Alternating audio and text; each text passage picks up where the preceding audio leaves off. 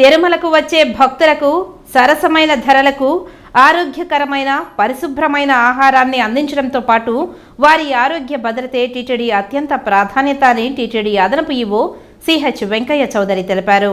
TTD EO Shyamalarao ఆదేశాల మేరకు TTD ఆరోగ్య విభాగం, ఆహార భద్రత విభాగాలతో కలిసి తిరుమలలోని హోటళ్ల నిర్వాహకులకు, యజమానులకు తిరుమలలోని శ్రీవారి సేవా సదన్ సత్సంగం హాల్లో బుధవారం నాడు జరిగిన శిక్షణా కార్యక్రమంలో అదనపు ఈవో ప్రసంగిస్తూ అన్ని రకాల తినుబండారాలు, ఫుడ్ సేఫ్టీ నిర్దేశించిన ప్రమాణాలను పాటించాలని అన్నారు.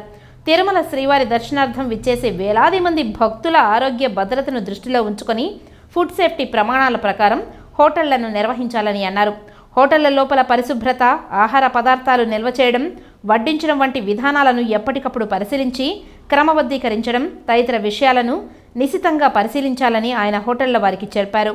తర్వాత న్యూఢిల్లీకి చెందిన FSSAI certified trainee CH Anjaneyulu power point presentation ద్వారా ఫుడ్ సేఫ్టీ మేనేజ్మెంట్ సిస్టంలో అన్ని రెస్టారెంట్లు మరియు తినుబండారాలలో అనుసరించాల్సిన పరిశుభ్రత మరియు పారిశుద్ధ్య పద్ధతులు, ఆహారం చెడిపోవడం వల్ల కలిగే భౌతిక, రసాయన, జీవ ప్రమాదాలు, వృధా వంటి వాటి గురించి వివరించారు. నిబంధనలు ఉల్లంఘిస్తే తీసుకునే చర్యలు వంటి అనేక అంశాలను తెలియజేశారు.